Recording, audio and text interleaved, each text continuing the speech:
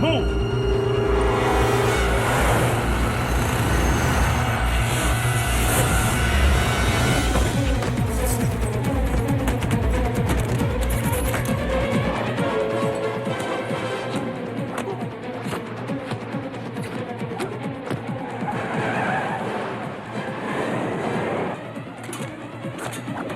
What makes a movie is the editing.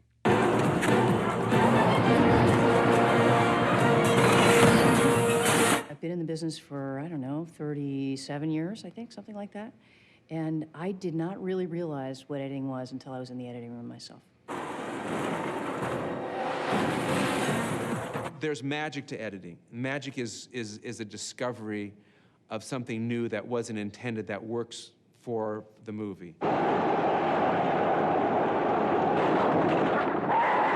Once you start to realize that film is the sum of editing, then editing is the thing you're always looking at.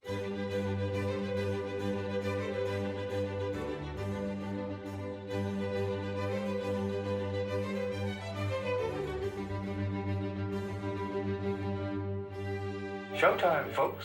I think great editing skill will protect a director from suicide.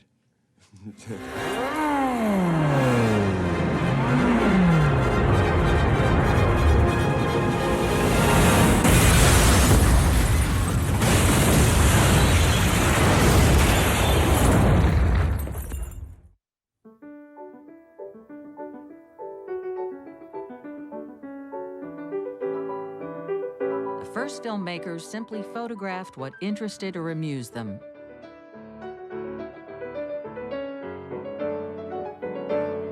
They held a shot until they got bored, or the film ran out. The fathers of cinema, Edison in the United States and the Lumiere brothers in France, were very pessimistic about the future of cinema. There was probably a worldwide interest in seeing these images move, but once you'd seen somebody playing a joke with a hose, why pay money to see something that you can see for real out in the street? In fact, Auguste Lumiere went as far as to say that cinema was an invention without a future. But Edwin Porter, one of Thomas Edison's employees, proved him wrong. Porter discovered that cutting separate shots together could create a story. Edwin S. Porter really was the one with the Life of the American Fireman, I think, that started intercutting and creating an emotional impact in the audience by intercutting two shots that are not related to each other. One scene is going on at one place, basically the firemen rushing to a fire with their horse-drawn wagons, and the other scene is the fire, miles away. You intercut the two, and you understand psychologically and emotionally that these people's lives are in danger, and these people are coming to rescue them, and you're rooting all of a sudden for that to happen, and you're hoping they save the people. I often think about what it must have been like to be there to create the art form as it was happening, and say, why don't we try this? That doesn't make any sense. I mean, we do it in the editing room now. We cut to something and say, well, that doesn't work. Well, imagine what they must have said in 1904. The Great Train Robbery was Porter's next film. That's when you really begin to see the possibilities. And I'm not saying this because I'm an editor, but the invention of editing is the thing that allowed film to take off. It's the equivalent of the invention of flight. Both human-powered flight and motion picture editing were invented in the same year, and they have similar kinds of effects. The invention of editing gave birth to a new art and a new language. A language that can transport us in the blink of an eye from the vastness of the desert to the mysteries of the human face. A cut can bridge millions of years, connecting the prehistoric past to an imaginary future. Editing can slow down time or speed it up. The timing of a cut can startle audiences. I'm cleaning out a crooked laundry, see? Little do Or I know amuse it, but them. there's a dope fiend with a long knife trailing after me. I'm in great danger.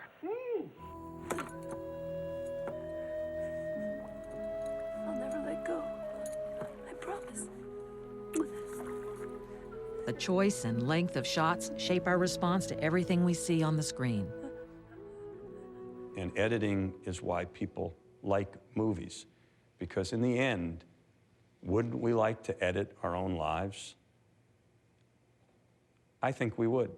I think everybody would like to take out the bad parts, take out the slow parts, and look deeper into the good parts.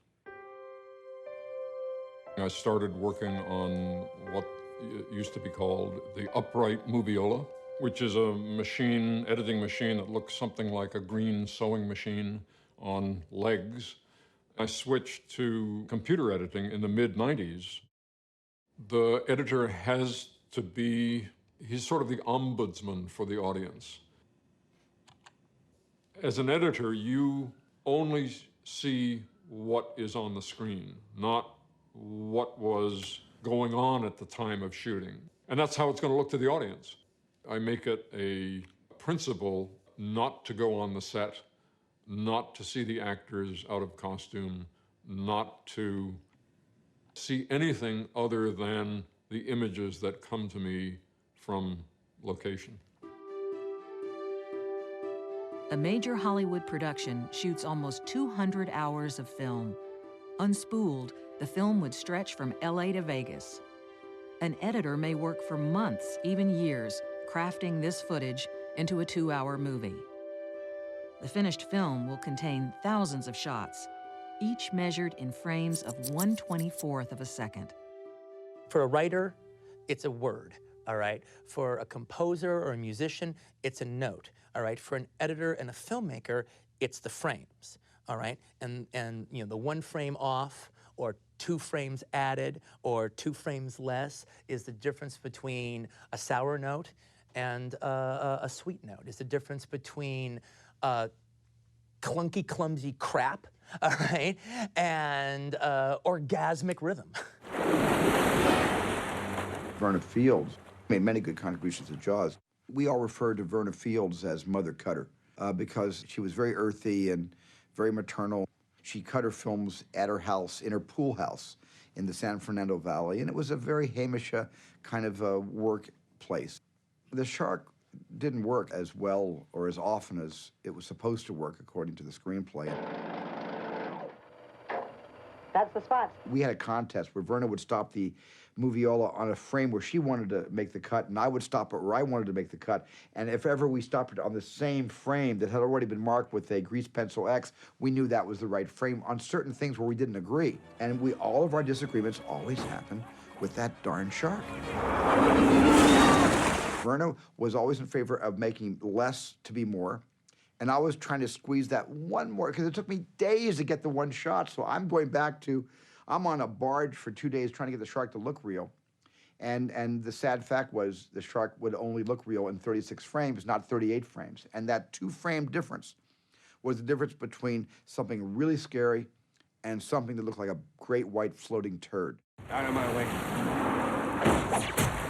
Well, I got so desperate on Terminator 2, trying to shorten that film to a manageable length, as we all understand that to be, that I said, well, wait a minute, do we really need all these frames? If we just took out 1 frame every second for the entire film, we'd shorten the film by a couple of minutes. Let's just do it as a test. We'll take a reel, and we'll take out 1 frame in every 24. And the editors looked at me like I was nuts. Let's just try it. Come on, nobody's ever done this. We took out 1 frame in every 24, and it was a mess. There were jerks, there were things, there were cuts in the wrong places. You totally saw it, and it just didn't work. Every one of those individual frames was important.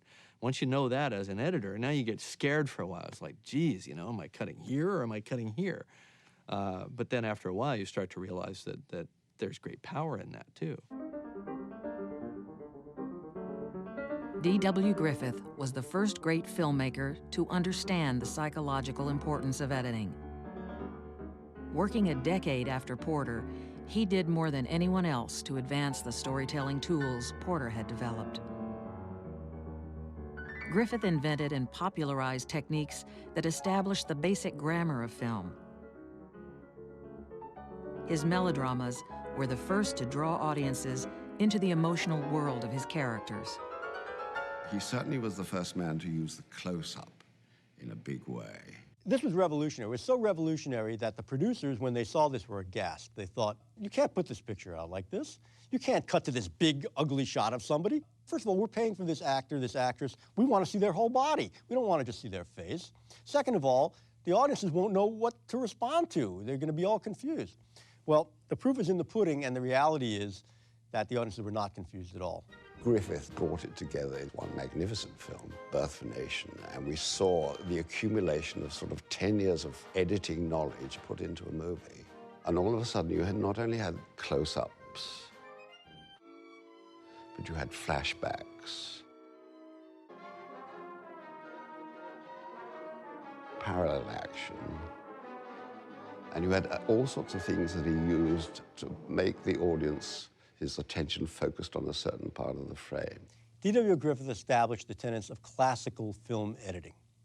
And classical film editing relied on the concept of the invisible cut, in which action would always be continuous and fluid and moving. The goal was to mask the cut so the audience wouldn't notice and could forget that they were watching a movie. Let's take another look. Notice how the gesture matches from one shot to the next? Griffith's seamless editing is still practiced today and was the dominant editing style in Hollywood movies for decades. At last. Look again. The cut is so smooth that it's barely noticeable. It's all foretelling the story. And all you want to do is get the person emotionally invested in the story. So it becomes this invisible craft. We call it the invisible art. And indeed, it is. I mean, the more invisible we are, the better we're doing our job. Unfortunately, the invisible style of editing kept editors invisible and unappreciated as well. For years, they have been the best-kept secret of the movies. The first cutters were considered hands for hire rather than creative partners in the filmmaking process. They looked at the images by holding the film up to the light. Then they would check their work by running it through a projector and making the necessary adjustments. Griffith's main cutter was Jimmy Edward Smith, who virtually lived with him at the studio, where they worked far into the night, running the film shot during the day. Later, Smith's wife Rose joined the editing team. The Smiths married during the cutting of Intolerance. For their honeymoon, Griffith allowed them the weekend off. Lights! Needs about 20 minutes out of it. The Kazan film, The Last Tycoon, had a wonderful scene. It was obviously the story of Irving Thalberg. And I always took that as a wonderful metaphor about the editing process, that it's silent, it's anonymous. What's that, are you asleep? Jesus, goddamn movie even puts the editor to sleep. He's not asleep, Mr. Brady. What do you mean he's not asleep? He's dead, Mr. Brady. Dead? What do you mean he's dead? He must have died during... He's dead. We were just watching the rough cut.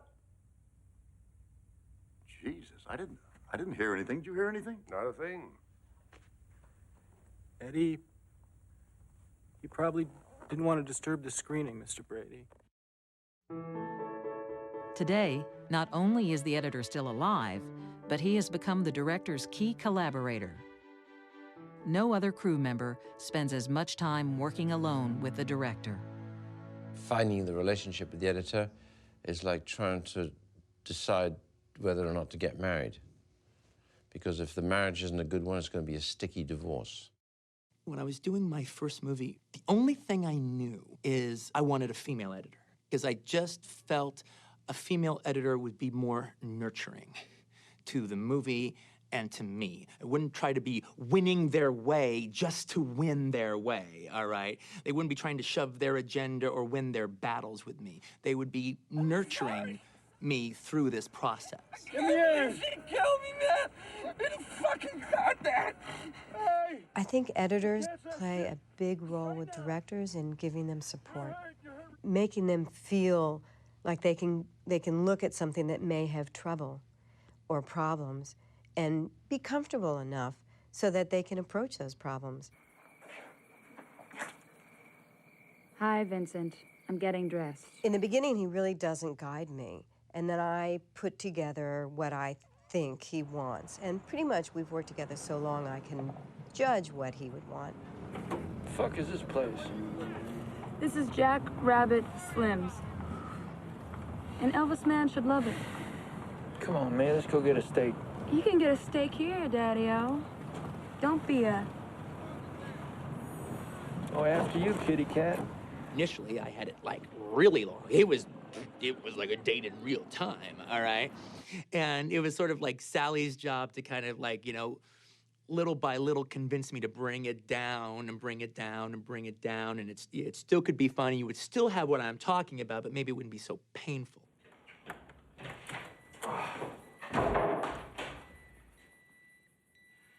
He did want it to feel very much like a date.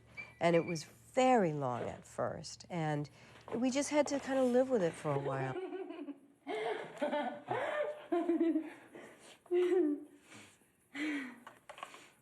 Just like, you know, letting me live with it long enough so I could eventually, okay, I've had it enough. I've seen that enough. Okay, maybe now I can lose this part. Okay, so now it was like here and now it's like here. Finally, we'd bring it down, and then I kind of brought it too far down, and then he said, we got to bring it back out. That's it. No more, no more, no more, no more. This is not a video. We do that for 8 months, so intense. I see him more than my husband. And sometimes I, you know, get annoyed with her for not reading my mind 100%. I mean, all right, you know, it's not good enough that she reads it 80% of the time, all right? We work very intensely together, and it's kind of amazing that we still like each other. If I was with my husband that long, I don't think I'd like him that much. So by the time I've thought of an idea, written it, found the financing, cast the film, directed it, I get to the cutting room and it's like I've washed up on shore. Because I'm so happy to be there, because then I think, now we can start making the film. It's so hard to be a director, and it's hard on the set. By the time they come into the cutting room the first week, they're usually half the people they were when they started out. You know, they're shells of the people they were. And at least in my cutting room, I try to make it very easygoing and try to heal them back into shape so that they can get to work on the movie. When Matthew Broderick is busted from having thrown the election, he enters the principal's office and sees all the people gathered there who know he's guilty. Mr. McAllister, I hope you can help us clear something up. He wanted to cut it like the end sequence of The Good and the Bad and the Ugly, with holding on the faces for a really long time with the swelling music.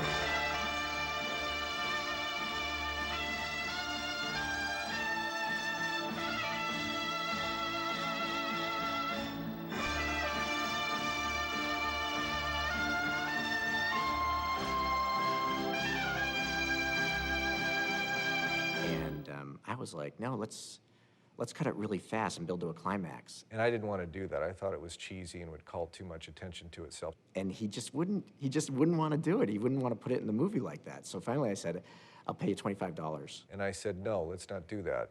I go, okay, 50. And I said, no. He's like, no. And I said, 75.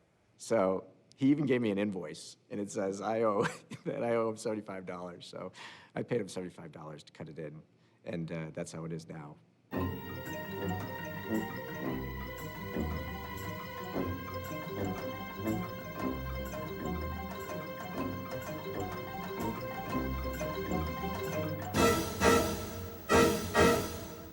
I think successful editors are really sly politicians.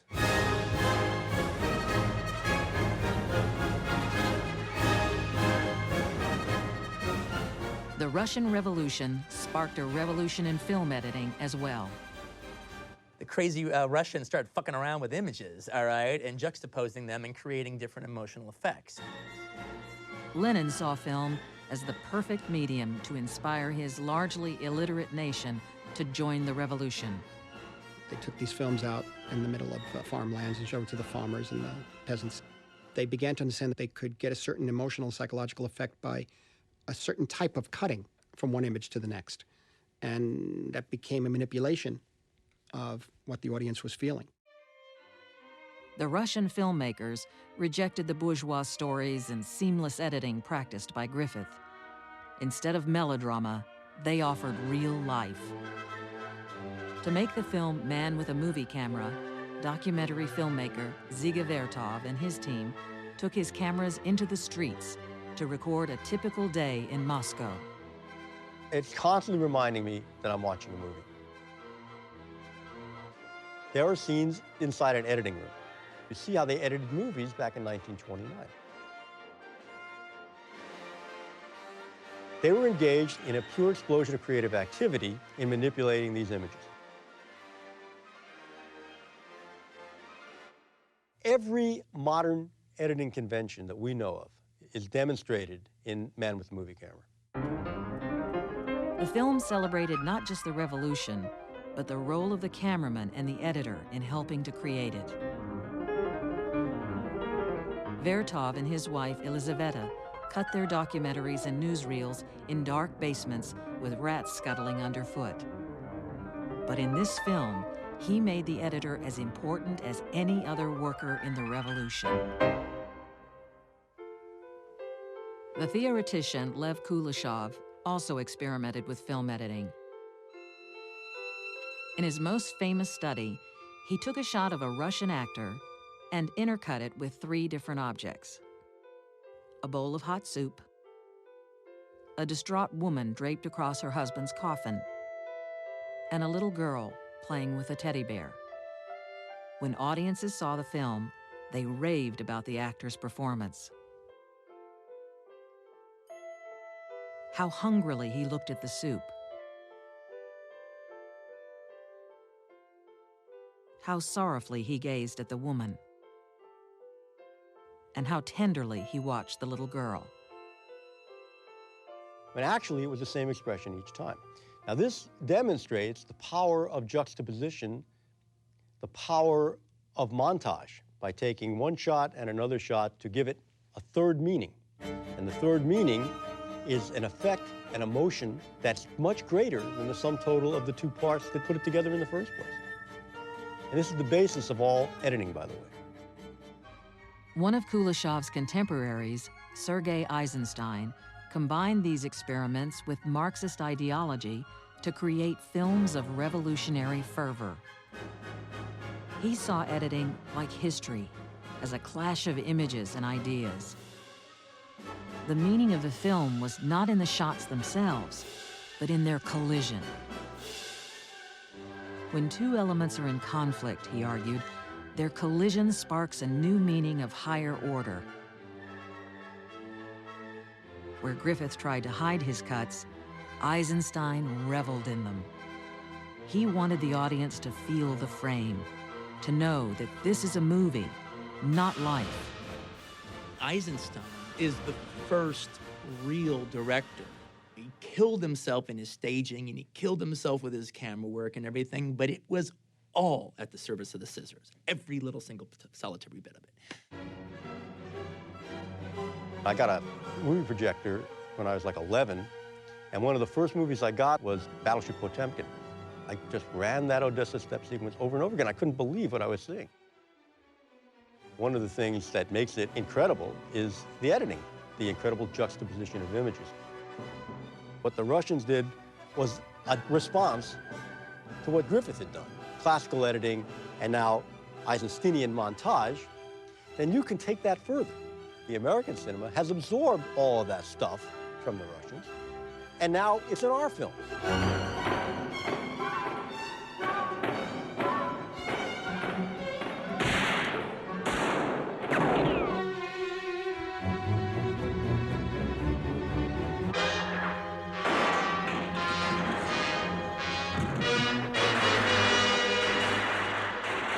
The fact is that many of these techniques have been appropriated into what we do every day as editors, right here in Hollywood, California, making action pictures. Because we are also trying to get a response from the audience. We are also trying to get them to rise out of their seats, rise out of their complacency, but not necessarily for revolutionary purposes, but just to really have a great time in the movies.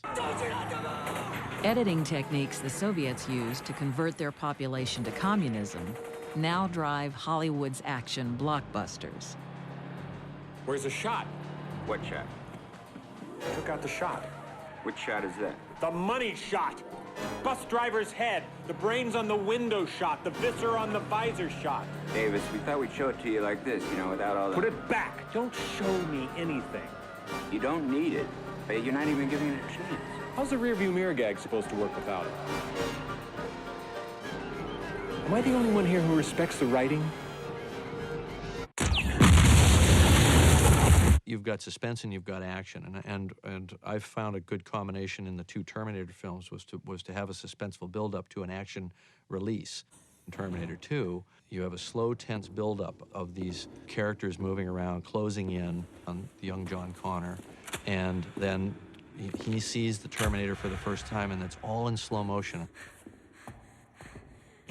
I like to use the slow motion in the build-up, where it has this kind of protracted, dreamlike or nightmarish quality, and then there's a cathartic break, and then it kicks into gear. Get down.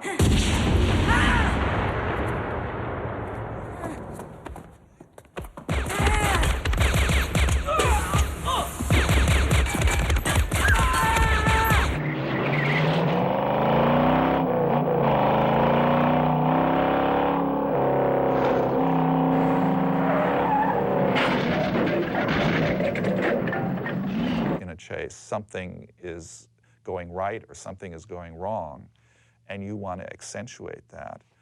Rhythm is one of the ways you do that. You also want to create peaks and valleys in terms of rhythm. Chases are a wonderful thing to work on as an editor. I wouldn't want to do them as a steady diet, but every now and then it's great fun. My favorite chase that I've ever worked on, actually, was the canal chase, as we called it, in Terminator 2. Our ancestors were survivors, therefore we're here. And so there's something plugged into our reptilian hindbrain that makes us relate to the idea of being pursued and getting away.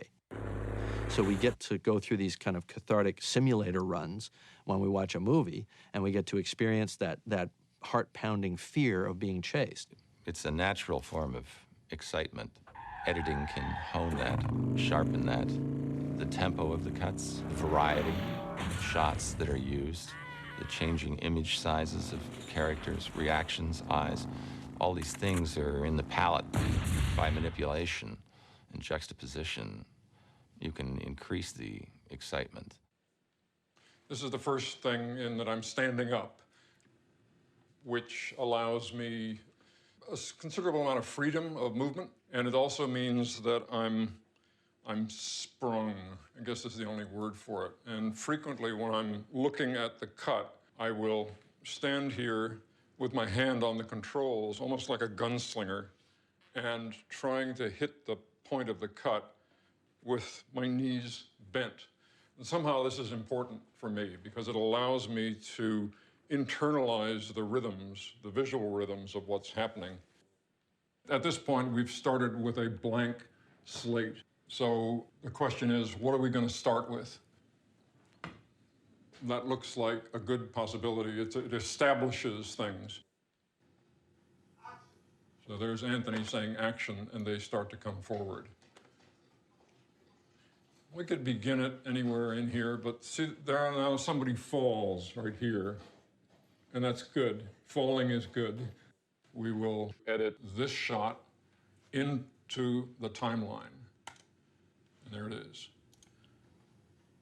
In the end, there will be probably 5,000 shots in the film, and all of them have to be ultimately be the right shot in the right place for the right length of time.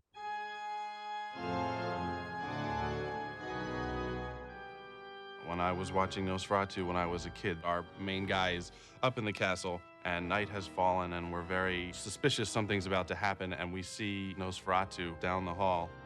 That section is what scared me the most, and in terms of editing, it caught my attention because of this. We saw this vampire with pointy teeth and scary eyes very far away down a hallway. And then we cut to our guy, and he's very scared. And we cut back. He's 6 feet away from us. He's just on the other side of the door. And every time I saw it, I was very, very scared. And I remember waiting for that moment of being surprised. When people come into a theater, they're already keenly aware of their own fears. It's like, let's gather around the campfire and listen to the shaman talk. The scream being the fire. We'll sit in a circle, we'll be in the darkness, we'll be in a dreamlike state, we'll be connected to strangers in a way that we're normally not in the rest of our culture, and we'll feel things in unison. Well, the opening sequence of Scream is almost a film in itself. It is kind of whacking the audience upside the head in 15 minutes, where you introduce a character, develop her, endear her to the audience, and then kill her unexpectedly. That's a matter of yourself and your editor sitting there and thinking, what is that audience, that phantom audience that you're imagining in your mind thinking? It's all judgment calls. It's all about rhythm. It's all about getting that part of it right so that there's no moment where they feel quite easy, no moment where they feel they can know exactly what's coming next.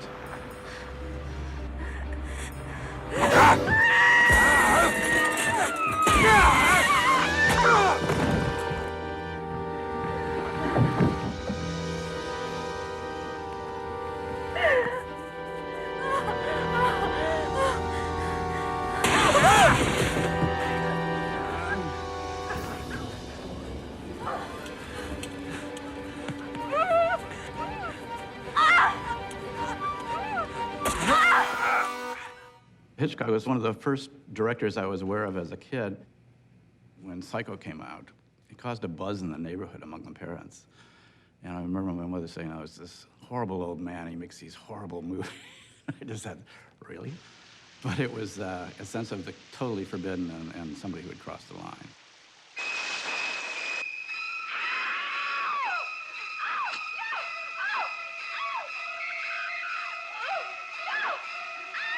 So later when I saw his films, it was the kind of delight of seeing this kind of savage wit, if you will, that beneath in Hitchcock's case, especially the very urbane, sophisticated, civilized veneer was this kind of feral, quick animal that knew exactly where the jugular was and kind of delighted in the taste of the blood.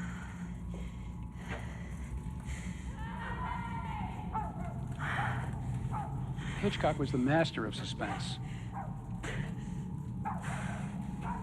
Jonathan Demme was devoted to Hitchcock, and his influence can clearly be seen in Silence of the Lambs.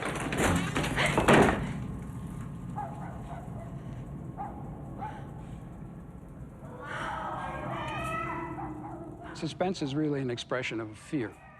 We can build that in our storytelling by withholding information.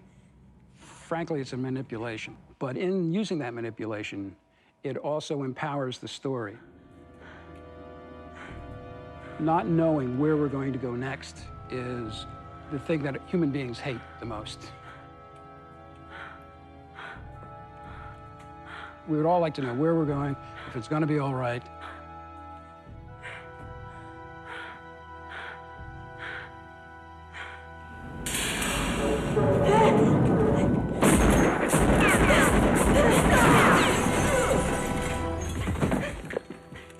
My editing process is an intuitive process.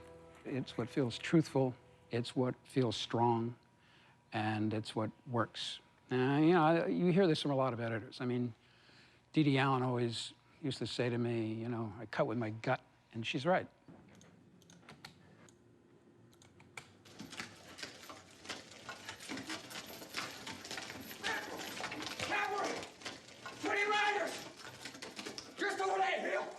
There's a mismatch here, and I'm going to have to determine whether this is a problem or not, because Brown is looking toward camera, but when we cut, he's looking up off to the left. We can have Jeremy come in and cut so that Jeremy's head is masking Brown's head, so that the mismatch is not seen. And now I'm going to mark this frame And I'm going to get rid of this area, which is 1, 2, 3 frames. And now I'm going to look at it in context and see how it looks. Just over that hill! Good. You have to have the personality that enjoys that it's almost like making little pieces of jewelry, that patience of the individual shots and how they're crafted together. But at the same time, you have to have an appreciation for the larger picture and how these shots fit into the larger picture of the scene, and then how the scene fits into the larger picture of the sequence, and how the sequence fits together with the larger picture of the whole work, and then how the work fits together with society. So it's a boxes within boxes within boxes. In the 1930s, movies became an even bigger business. The movie studios introduced sound films and radically reshaped movie making. Hollywood retooled itself on the model of the factory assembly line. The studios cranked out movies with almost the same speed that Henry Ford mass-produced cars.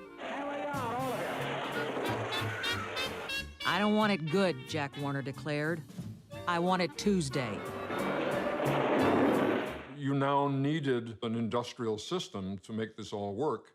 In the first 20, 25, 30 years of cinema, large numbers of editors were women. It was considered to be a woman's job because it was something like knitting, it was something like tapestry, sewing, that you took these pieces of fabric, which is what film are, and you put them together. It was when sound came in that the men began to infiltrate the ranks of the editors, because sound was somehow electrical. It was technical. It was no longer knitting. There is the soundtrack, which might be several tracks, and the image. And without the happy marriage of those two, you're not using every bit of potential that you possibly can in editing a movie. The scene in Horse Whisperer where Sam Neill and Kristen Scott Thomas there's an argument results because she is going to leave. The intent of the scene was to show that the marriage was foundering. And it was dialogue basically overlapping as they were speaking, so they were both mic'd. To make it even more dramatic, I even took out more air and made the overlaps more intense. I could do that because I had separate tracks to work with. Are you a psychiatrist? He says it takes time. Well, I don't care what he says. I cannot sit here and pretend everything's going to be all right. I am we not have to pretending. Do something. I am trusting in we people who are know more losing, about this than we do. We are losing her. In effect, by taking out all of the air in that particular dialogue scene, it did have kind of a suffocating effect because there was no respite. There was no air there. You couldn't take it. You couldn't draw a breath, and it became that much more intense because of it. To me, sound is very important. I create a sound template that is both with sound effects and temporary music that evokes certain feeling. I've worked with Per Hallberg as a sound designer and with Ridley Scott. For example, in Black Hawk Down, the incursion of the Black Hawks entering into Mogadishu. It was almost like a ballet, a science fiction ballet. People landing on a different planet.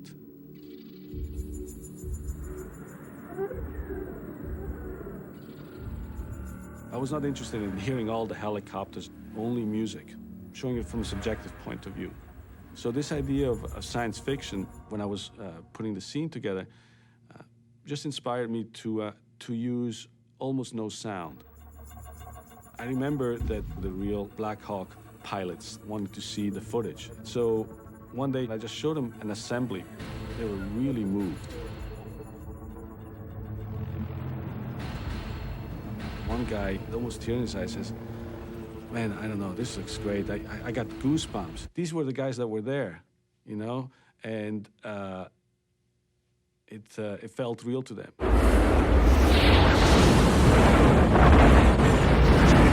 There was a scene in Dante's Peak where Pierce Brosnan has to walk back through a long tunnel to his truck, and the tunnel is about to collapse.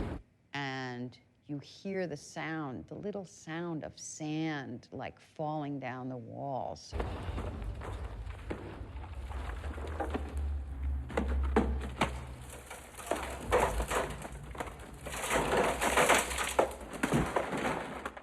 So at one point, the music editor asked me for the scene, and she proceeded to put music on it.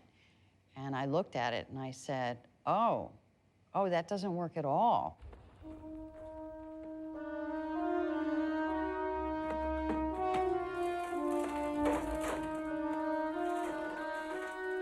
Because suddenly I'm hearing music and I'm not hearing all that stuff, that tiny little sand thing that makes me scared. If you were in a really dangerous situation, your ears would be so open and hearing every little tiny, tiny sound. If it just has music smushed over it, you know, it takes away that sense of listening with all your might. I mean, if I were the character, I'd say, turn that off, I can't hear. The advent of sound expanded the editor's role in Hollywood. During the 30s and 40s, directors rarely came into the cutting room. The editing was controlled by the studios and their supervising editors. One of the most powerful was Margaret Booth, supervising editor at MGM for 30 years. Mastering the transition to sound, she caught the attention of legendary producer Irving Thalberg, who was the first to call cutters film editors, starting with Booth herself. She oversaw all the production and had a say in almost everyone. But Maggie was probably the toughest and most feared woman at MGM. I mean, people would shudder when they hear that she was on the phone, or she'd bust into the editing room, or you'd get a call, come down to room F, which is her room. You think, oh God, what have I done now? Margaret would tell the editors, it's your responsibility for the pace of the movie, it's your responsibility to get the best performances out of your actors, it's your responsibility to make it as good as you can. Margaret Booth, she used to say, if I feel there's a cut at a sporting spot, whether it matches or not, cut. And you cut, he says, for the emotion. And if you will get away with so much by doing that.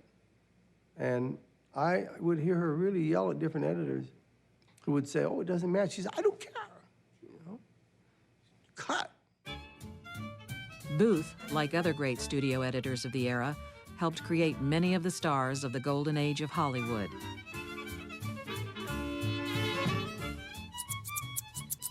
Editors today are still doing the same. We totally control the performance of an actor in the cutting room, actually.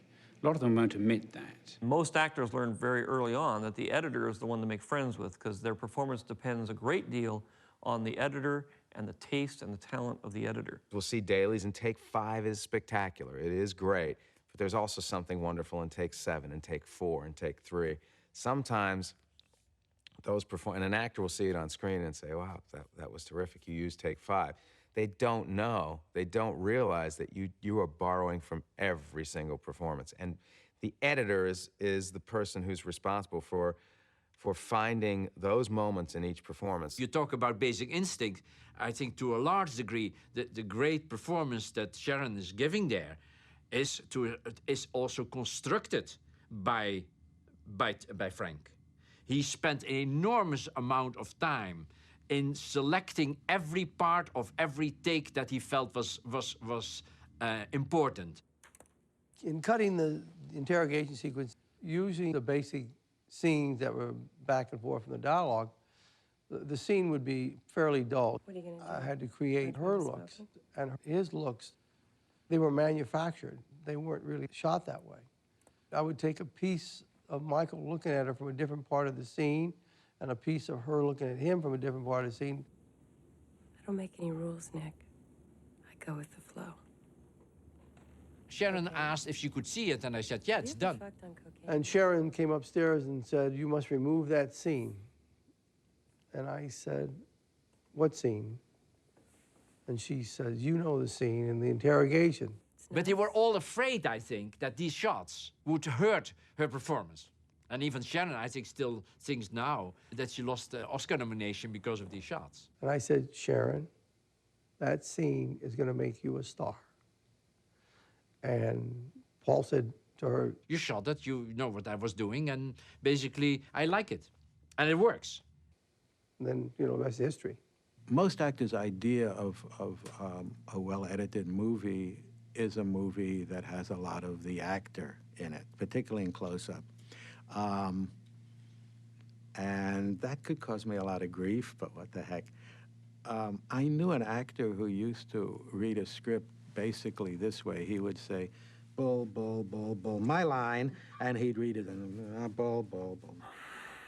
Steven Seagal was an action hero who, on Under Siege 2, I felt would break me in half. He was allowed into the cutting room to cut the action sequences, which I thought that's all he was going to do. But his first time he came into the cutting room, he said, okay, put up reel 1.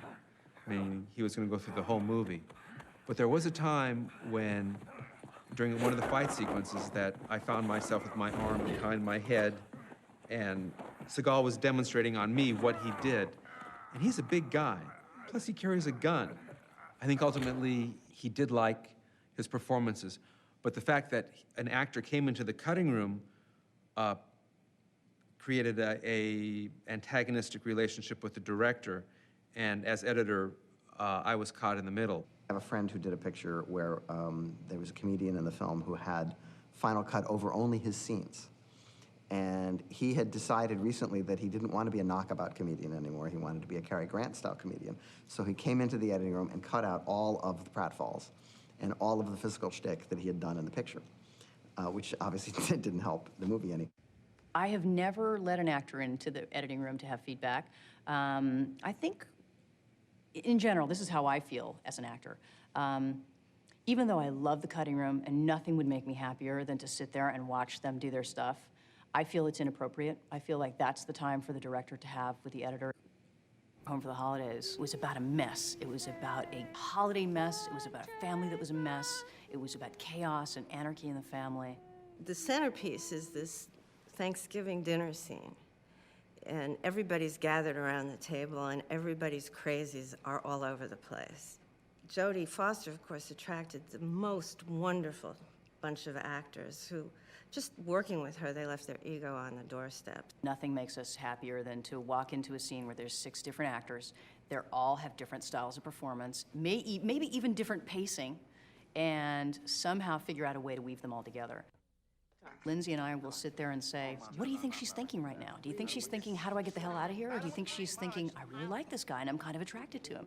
We'd get so into very obscure behavior. We'd see the deep meaning the actor had brought to the character in terms of whether they picked up their fork before or after the spoon was picked up. Now, what did that mean? And of course, each little meaningless gesture adds up to a full performance.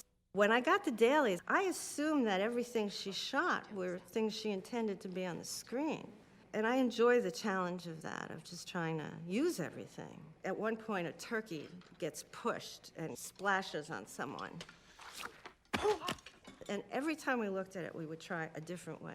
Now, you can have the guy who's doing it on his close-up and then have the turkey splash, or the turkey splash, you see the reaction shot. You can go a billion ways.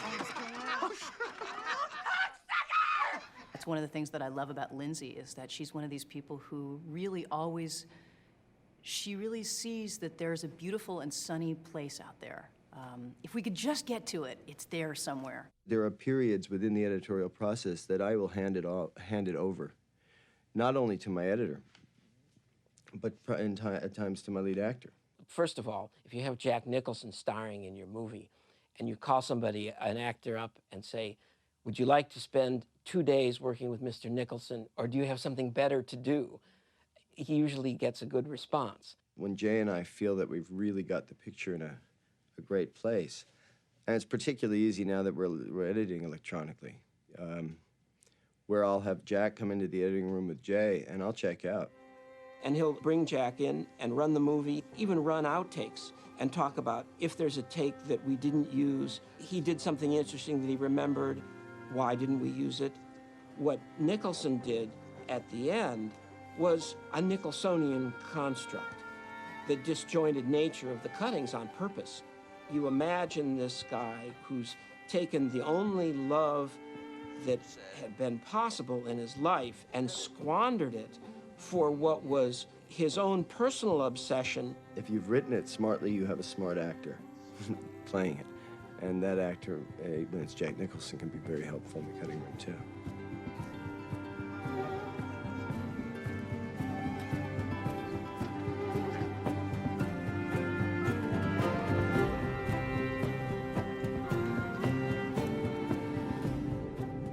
find that with the actors, in most of the pictures I made, we kind of nail it on the set, usually.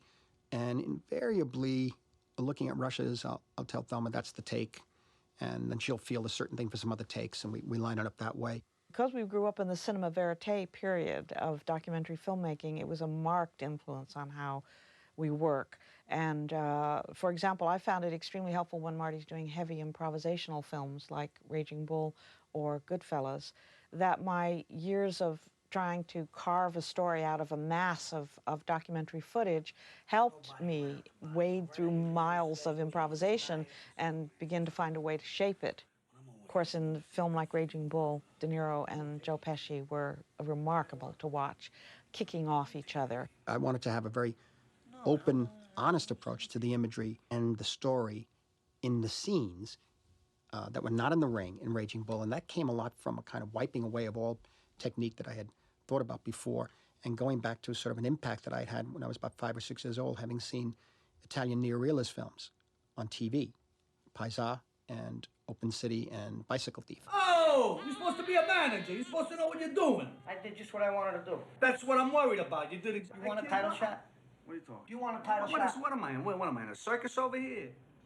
I asked him. He's got more sense about this. What are you You've doing? been killing yourself for 3 years now, right? There's nobody left for you to fight. Everybody's afraid to fight you. Okay, along comes this kid Gennaro. He don't know any better. He's a young kid, up and coming, and fight anybody. Good, you fight him. Bust his hole. Tear him apart, right? What are you worried about? What's the biggest thing you got to worry about? I'm worried about the weight. You worried about the weight? What are we arguing about for? I just said the weight. And that was one of the hardest things I've ever had to do because I only had one camera on the actor at all times, so I didn't have the response, the immediate response of the actor. So it meant that I had to put it together like a jigsaw puzzle. It was a lot of fun, but it took a long time. Ultimately, what I think I need her to watch for me is the emotional impact of the picture, is keeping track emotionally of the characters. This is the key for me. I always find the editor has more objectivity than the director, because the editor wasn't on the set. The editor didn't cast the movie. The editor didn't do the storyboards. The editor didn't inundate him or herself with a year and a half of pre-production. So the editor is the most, has the most objective eye in that creative environment.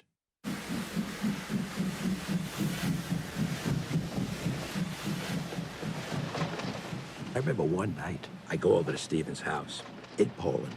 I said, Steve, I want to run this scene for you. And he says,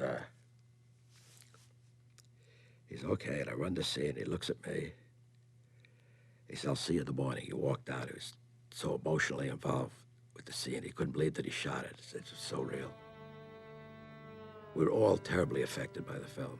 There's something inside that takes over. When it's very emotional, when there are problems in people's lives, something emotional takes over that's beyond your conscious mind. And it seemed like an extreme example, but when you're editing that kind of film, you have to disassociate. You have to see each thing as a scene, and you build a scene and do the best you can with each scene. And then when it melds together, that's when you get the full force. I think the scene in Schindler's List really illustrates the importance of emotion through film editing. It's the scene where they have a drink together, the first drink they've shared, because Stern has refused to drink with Schindler until this moment. There is just a pacing that is so emotional for me, so profoundly, deeply felt. Someday, this is all going to end, you know. I was going to say we'll have a drink then.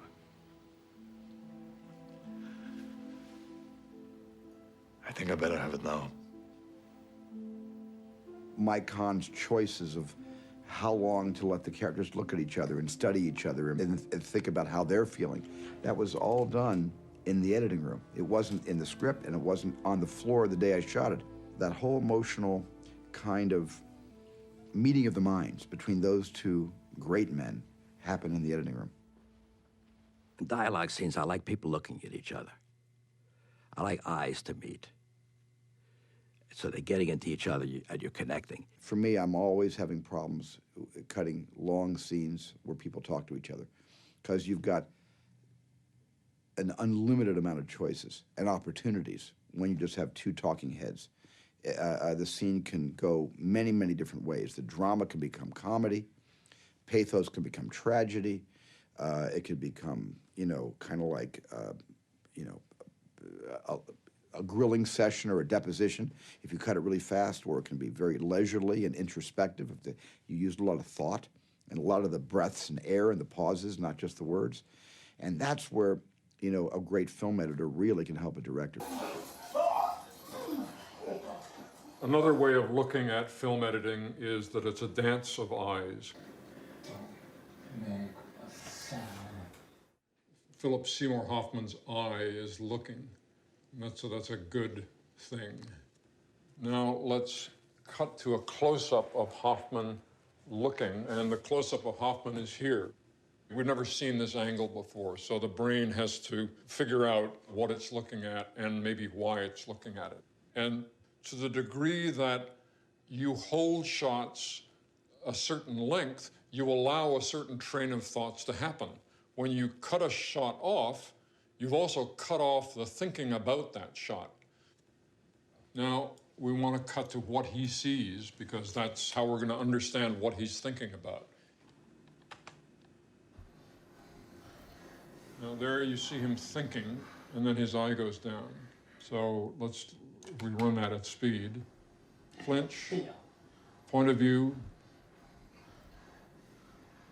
thinking, other co-conspirator. Let's do it now. What? Let's go. Oh, something's up. Let's don't do it. And we go. There's something about film, because of its sensory completeness, the fact that it is sound and image in this powerful fusion, that gets at something very deep within us. Filmmakers realized that sound and image didn't just stimulate emotions, they could also influence beliefs.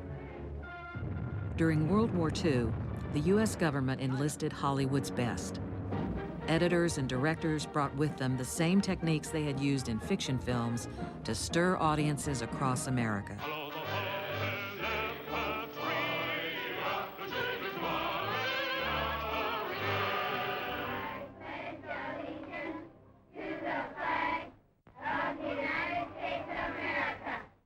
The Hollywood recruits applied their skill to American propaganda films, such as Why We Fight. Both German and American political leaders recognized how powerfully sound and picture can manipulate audiences. One of the most infamous examples of film used for political propaganda was Triumph of the Will. Director Leni Riefenstahl used sound, music, and masterful editing to make Adolf Hitler into a god. In uns marschiert Deutschland und hinter uns kommt Deutschland. When the Allies went to war against Germany, British editor Charles Ridley re-edited the same footage to turn Hitler into a fool.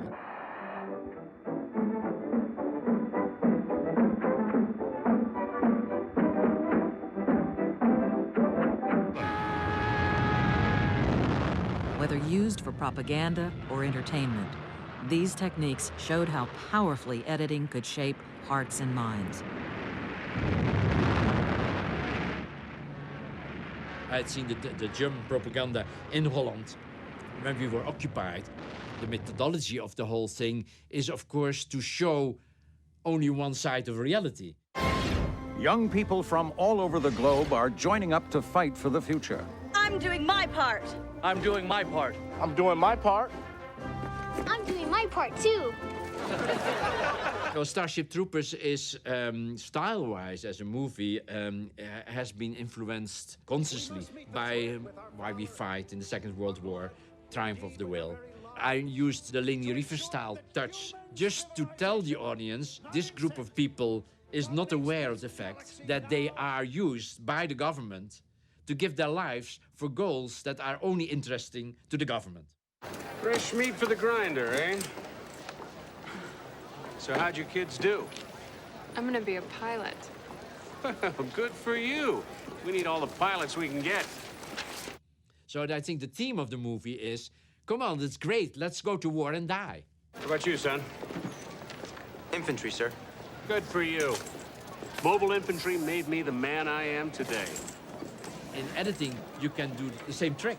It's all trying to sell us something. Manipulation that's done by editing, manipulation done by the glamorous photography, and by a certain kind of music that makes you think that you are going to heaven or whatever. The manipulation of the elements within a film is a very powerful thing. It's almost a sacred thing in a way, because you're creating effects, you're creating responses in the audience. Editing is manipulation. We're manipulating reality as the audience sees it, because you want the audience to respond in a certain way, whether it's a laugh or a sigh or a fright. Everything's manipulated. And some people say, well, this director, he's manipulated the audience. Well, that's so naive, because that's all we do is manipulate. After World War II, Hollywood continued to make movies in the same way it had before the war. Although editors were now unionized, they were viewed for the most part as highly skilled mechanics. There was a man named Owen Marks. He edited The Petrified Forest, Casablanca, Treasure of Sierra Madre, East of Eden, and his films are immortal, and the man is completely unknown. And it's sort of symbolic of the way editors have been ignored in the literature about Hollywood. Editors worked on cutter's row and were expected to conform to the established rules of editing. If we were to think about the films that were being made, there was a certain film language that was very, very distinct. Certain kinds of coverage, long shot, two shot, single, single. There was almost a formulaic way of presenting films. This film language was very strict. And in editorial terms, there were rules that one felt could not be broken. A master shot had to come first, and then if you had an overshoulder, you went to the overshoulder, and you never went to the close-up till you'd done the whole dance coming from far to close. For instance, if you were going to have a transition from one place to the next, it would be done with a dissolve. Next thing you've got to remember is that a gentleman you meet among the cold cuts is simply not as attractive as one that you meet, say, in the mink department at Bergdorf's. In the 40s and 50s, the audience would expect a character to drive up, show him getting out of the car, he would walk up to the building, and then he would open the door, and then the editor would match cut the door opening on the other side, and he would walk in and come over and sit down. Pull up a chair. Thanks. It just seemed to me absolutely stupid that you had to show somebody coming down the stairs and all the way across the road and up the other side. I mean, you knew that they were coming from here and they were going to there. Why couldn't you just cut directly? Oh là là, Michel? Je peux entrer? Oui. In France, a group of film critics turned directors also challenged the doctrine of invisible editing and launched a revolution among editors. When I first saw the French Nouvelle Vague, I instantly loved it. I loved the idea. I loved the way they edited and thought I would like to cut like that. J'aime une fille qui a une très jolie nuque, de très jolis seins, une très jolie voix, de très jolis poignets, un très joli front, de très jolis genoux. You know, Godard used jump cuts because it was like, well, why not? You know, there's nothing interesting happening in this middle part, so let's just go to a jump cut. When I saw Breathless, I was staggered at Godard's brutality. What they brought to editing was a breaking of the rules. Whatever books that said this is how it had to be done, they burned them. Breathless is too hip for me. I come from Lower East Side. I'm an Italian-American guy. It's too beatnik. It's like, you know, bohemian. It's too cool. I liked it. I don't know what the hell was happening in it. J'y crois qu'il va me doubler, celui-là. Que ça frégate à la con. You know, when I first saw Breathless in the 60s, it's like, wow. I mean, just in the first 5-minute sequence in introducing Jean-Paul Belmondo's character as this petty thief, I mean, every rule was violated in terms of how long to hold a shot, the discontinuity of what was going on, even screen directions, you know, were mixed in. And I thought, like, either this guy doesn't know what he's doing, or he's so confident that he has the grammar of film down that he's trying to show us a new way to use the material he has to tell the story. There were some films that really changed our perception of what filmmaking was, and certainly it affected what editing was. I mean, I think one of those seminal films is certainly something like Bonnie and Clyde. Some people say I broke those rules first. I certainly did not. I mean, the Russians broke those rules, and the Germans broke those rules. This was nothing new, but it was new for Hollywood. Several editors have had big impacts on me, have influenced my thinking. Dede Allen certainly is one who has taught me that don't be afraid to take a chance on doing something that doesn't seem like it's going to work. When Beatty and Faye Dunaway get to know each other, they're standing on the street corner, and she says, "I don't believe you robbed banks." And he said, "Yes, I do. Look at my gun." And he pulls it out and holds it to her on the street corner. And that could easily have been done with the tilt down to the gun, the pan over to her hands fidgeting with a Coke bottle, up to her face. But it was done in her eyes look from him down, gun, back to him. It keeps you on edge. There's the excitement, there's the danger, there's the eroticism in not being able to fully get every moment because you're cutting it off and you are not allowing the moment to come to fruition. Bonnie and Clyde was much more violent than anything we'd done because basically the Americans like violence much more than we do. Well, it was shot in so many wonderful ways because this is the scene that Arthur intended to be cut in this fashion. The fact that it was so beautifully executed right from the very first cut. Jerry Greenberg was my assistant, and on the last scene, I left Jerry alone with that scene, and he did all the primary editing on that. All I did was tighten it later.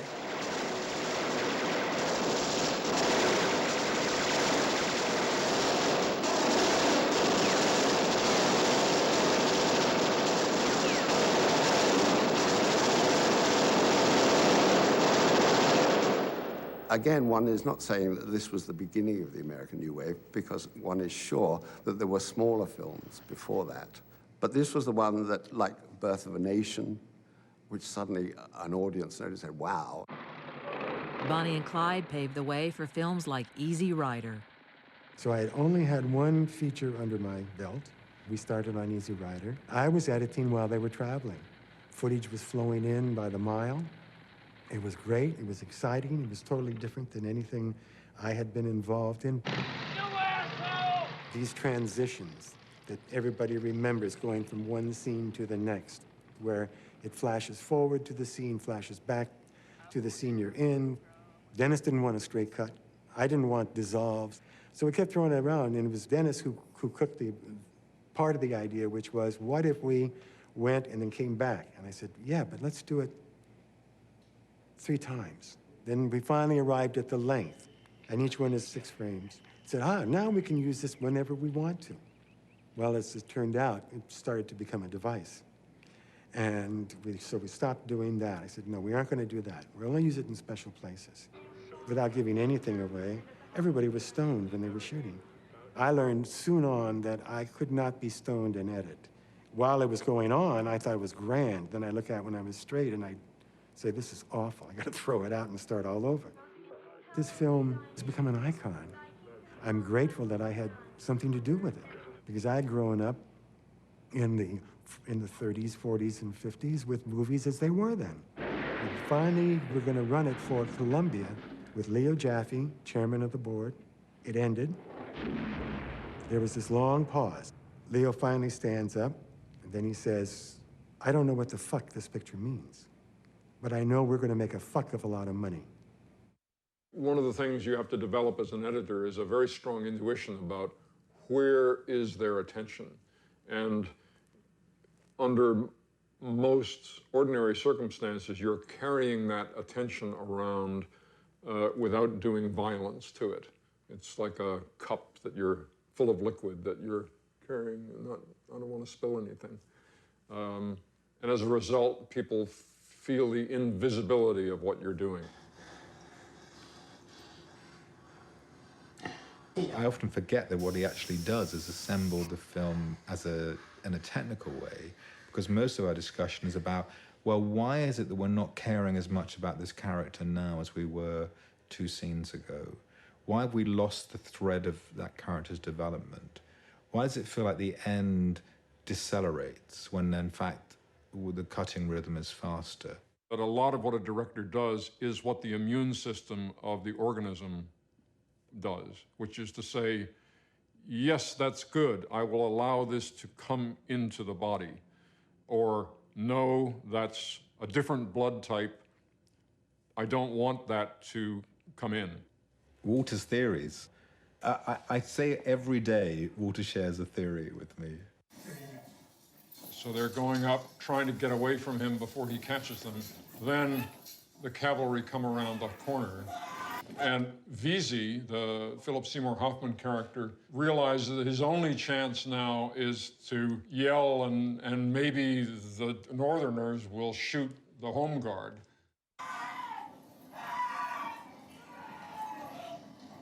And Brown shoots him in the back, shoots one of the other guys, and they all roll down the hill. Then Brown gets shot. And the last image is of Inman, our hero, in this pile of bodies. We don't know whether he's dead or what.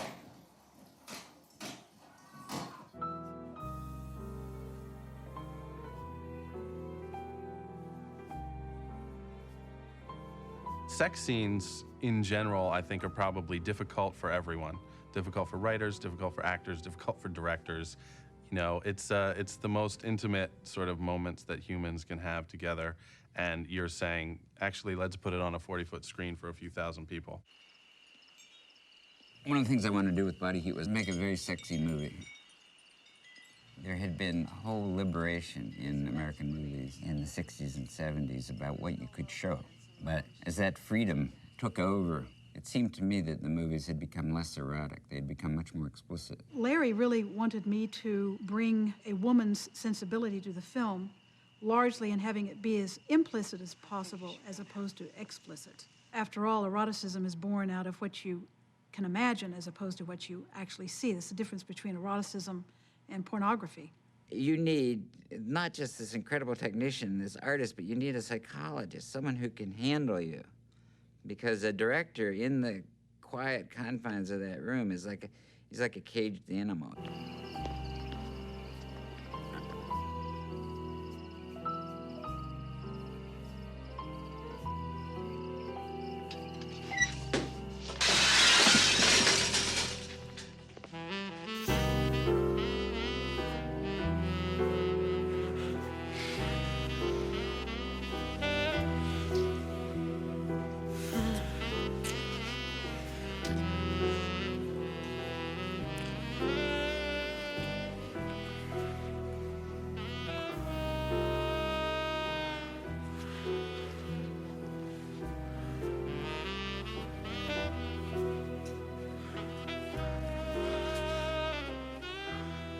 In that particular scene, we had more footage that was more explicit, and there was just simply an editorial choice not to show it.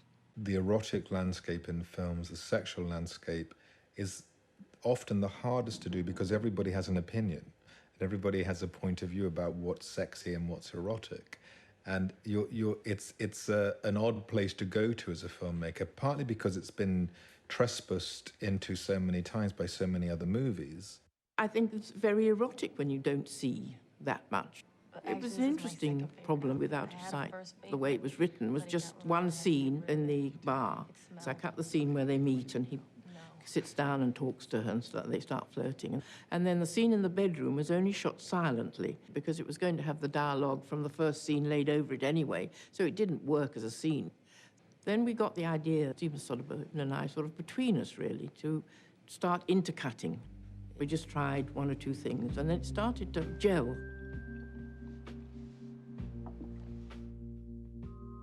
Flashing back, sometimes we flash forward. I would say, let's do this and cut from here and the hands, and he'd say, let's try overlaying the dialogue here, and we just did it together, and it was really exciting. And we did this little thing of stopping the frames. It's never really a long freeze, it's just a few frames that we freeze. Just heighten the sexual tension between the two of them.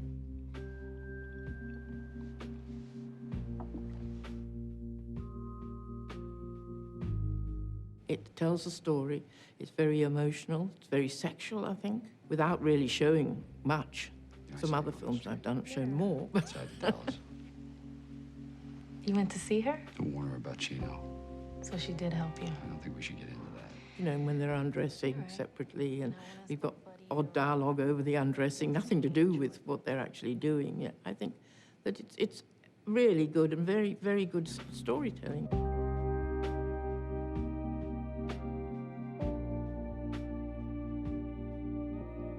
This kind of cutting in out of sight, and in movies like JFK, represents a further break from Griffith's classic style of seamless editing. Y'all gotta start thinking on a different level, like the CIA does. Where editors once labored to preserve the illusion of continuous time and space, they now fracture it at will, creating new possibilities for storytelling. Exactly what he said he was. A patsy. Oliver Stone is a very wonderful director for an editor because he gives the editor free rein. He says to the editor, play jazz. Just go free form. There is a scene in JFK where Oswald walks from a house to a theater, and he said, just when you cut the scene, just make it very chaotic. So I cut the scene in what I thought was a chaotic way, and I showed him the next day, and he said, no, it's gotta be way more chaotic than that. Since we cut JFK on a 3/4-inch linear editing system, one thing it had was the ability to hit these buttons and change where the edit went. So I sat there and just banged on the keys like this. And I showed it to him the next day, and he went, that's it. It's in the movie. In XXX, I did have a new editing philosophy. I had been interested in cubism all my life. And one day, I was watching extreme sports videos. Somebody will do some amazing stunt, and they'll do it in reverse, and then they'll do it forward, and then they'll do it in reverse. I suddenly thought, what if I did it in so many angles that I didn't care whether you saw the beginning of a stunt from 4 different angles. And the way we would cut it, you would feel that you were going around the event in pieces, so that by the time that motorcycle lands, you actually experience the jump, almost as if you're on the motorcycle, as opposed to standing back in a safe distance, observing the event like you would in real life.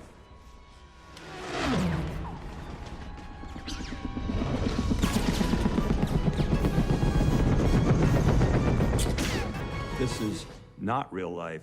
This is really relishing this action moment by making a cubist editing approach. Another change in editing is the accelerated pace of movies, a subject of controversy among filmmakers. An encounter with 2 swords 30 years ago would have been probably done in a master shot and a couple of exchanges. Today, that encounter could evolve into 200 shots. Split-second eye blink, a blade going into a chest, slight movement of the wrist. So the audience is taken right down into this roller coaster ride of minutiae, and that's what they want. Because kids today are raised on television and in MTV and commercials, they not only can process information faster and understand what images mean, but that they demand it. I think the MTV generation in the 80s kind of created this style of editing. And Billy Weber and I on Top Gun, we were pushed in that direction. Jerry Bruckheimer and Don Simmons were very much in tune with their audiences. They felt that that was what the audiences liked, and I think they were proven right, given the box office on some of those early movies. And I mean, fast cutting was not invented now or with MTV. Just look at Lou Lombardo's work on The Wild Bunch.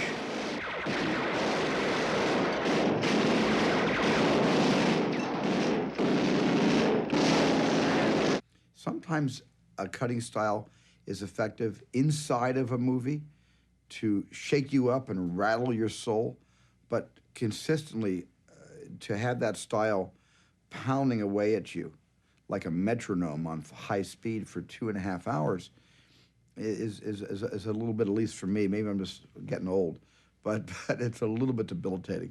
Now, it doesn't bother my kids, because my kids were raised on 30-second commercials and on MTV and VH1, and they were raised on video games. I feel like I was born 80 and I'm growing backwards. So now I'm somewhere around 27, you know, I get a tattoo and I'm feeling closer to a generation that has learned to absorb information at a speed that was heretofore unthinkable, and where their rhythms are well more hungry than a traditional narrative pace. What I'm afraid of is the tendency for everything to go by quickly. And I'm afraid of what it does to the culture. A sense of consuming something and throwing it away, as opposed to being enveloped with something. Taking the time to see and experience time in a different way.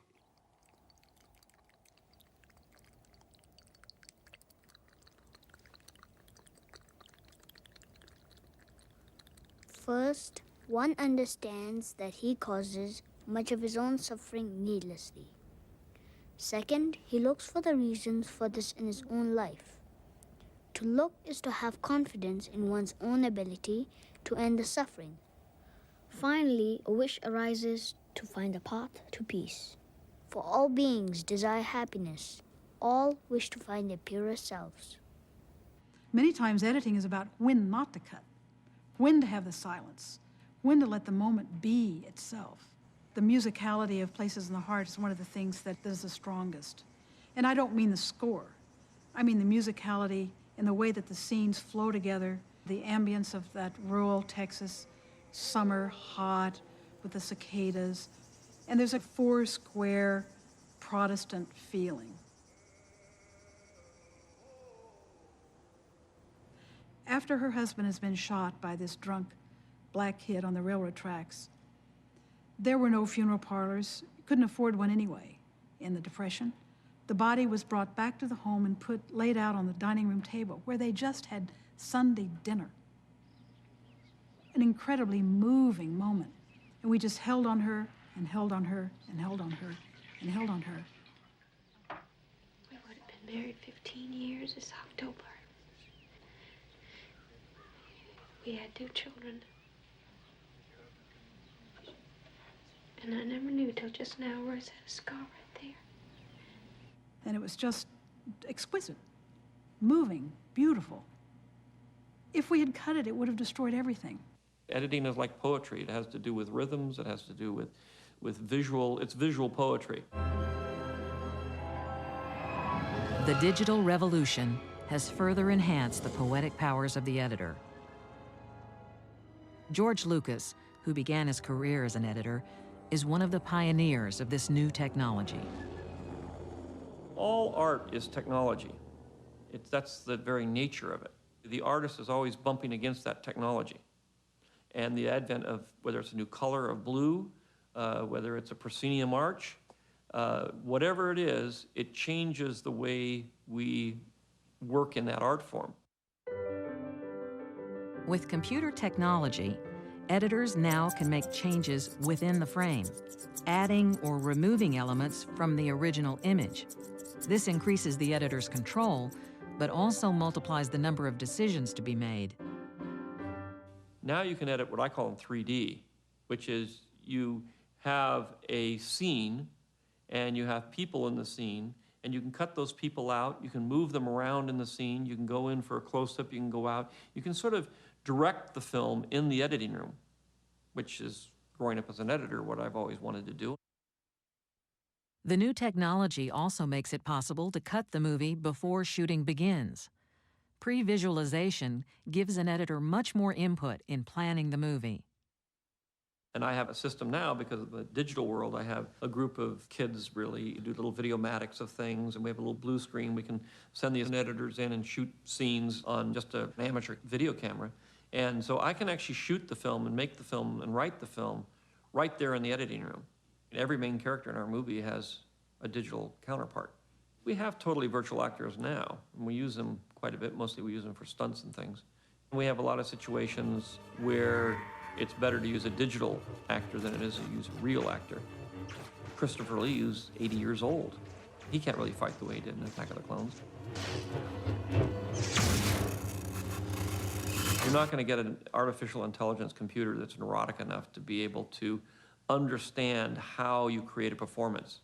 Performance is an art. At the end of the day, all this stuff has to work to tell a story. And if you're not telling a story, it doesn't matter how much razzle-dazzle there is. It's not about the tools, it's about the story.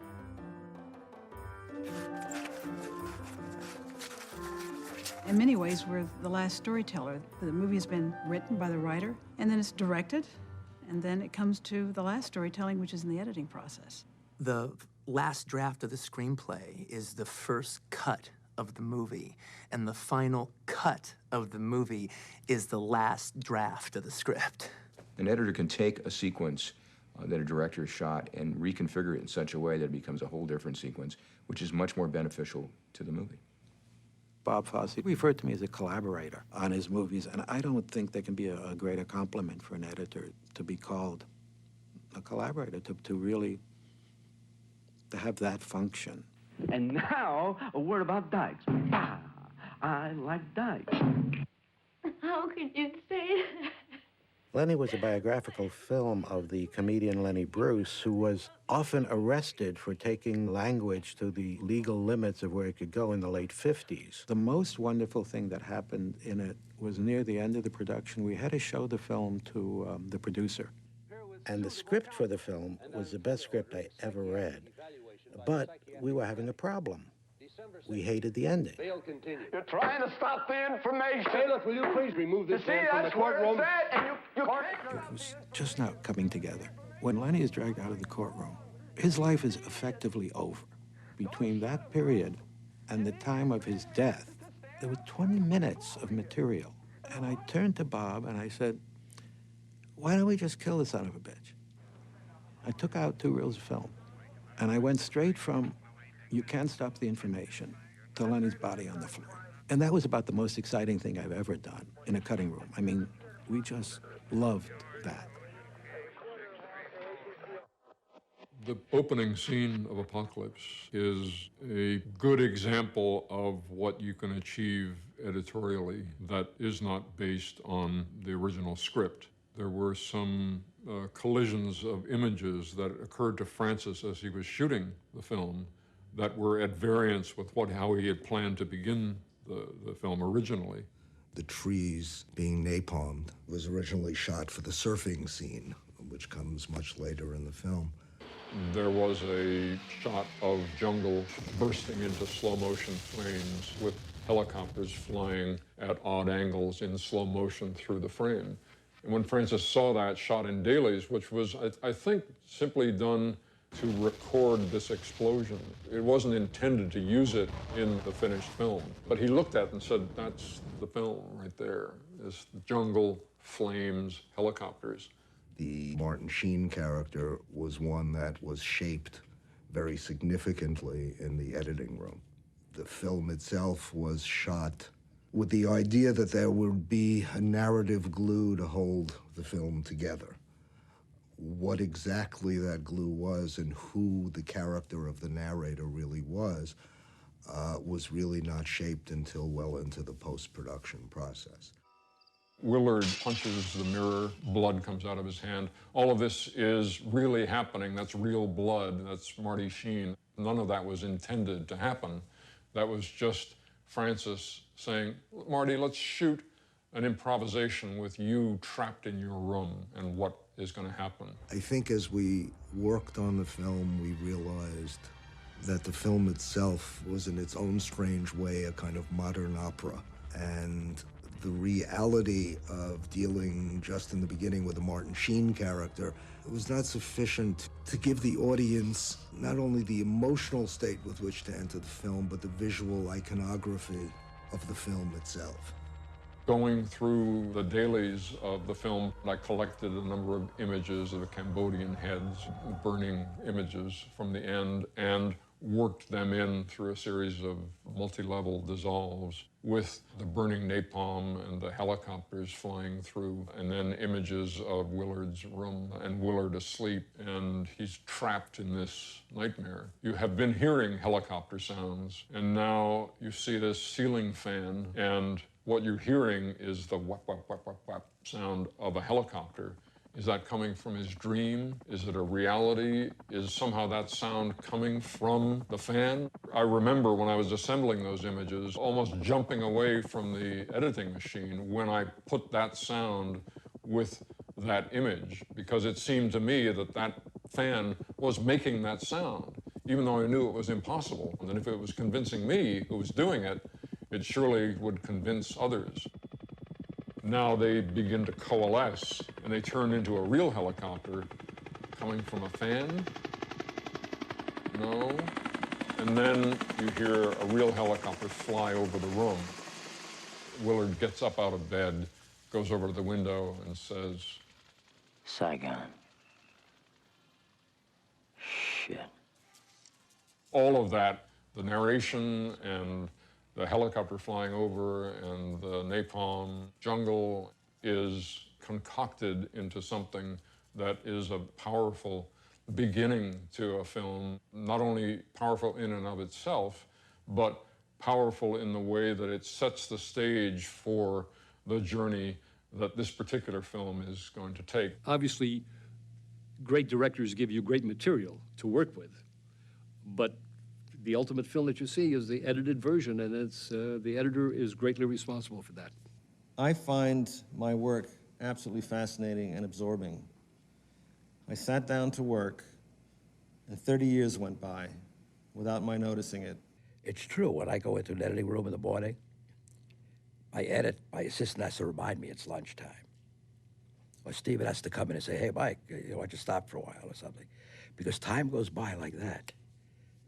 You're building a whole other world. You're building a whole construct. There's a joy on one level in that it's very much like putting a puzzle together. I have thousands and thousands of pieces, and how do I tell the story? And this goes before that, no, that doesn't. Or actually, I only need half of that. The job is not unlike the Talmudic scholar who goes and sits and argues about the book over and over again, always coming up with new answers that are just more subtly refined than the last answer.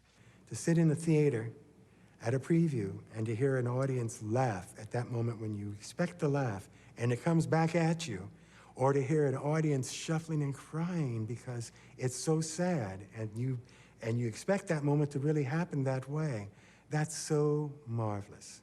It tells you what power we have. I believe in people's being able to learn, because otherwise, what's the point? We're all going to be past one of these days. And how are we going to take this fantastic thing called film and motion pictures and storytelling unless we pass it on and teach people how to do it? In the century since Edwin Porter introduced editing, editors have emerged from their dimly lit back rooms. Once anonymous men and women, they have gradually become principal collaborators in the filmmaking process. The best-kept secret in the movies, the editor, is finally out. The Oscar goes to...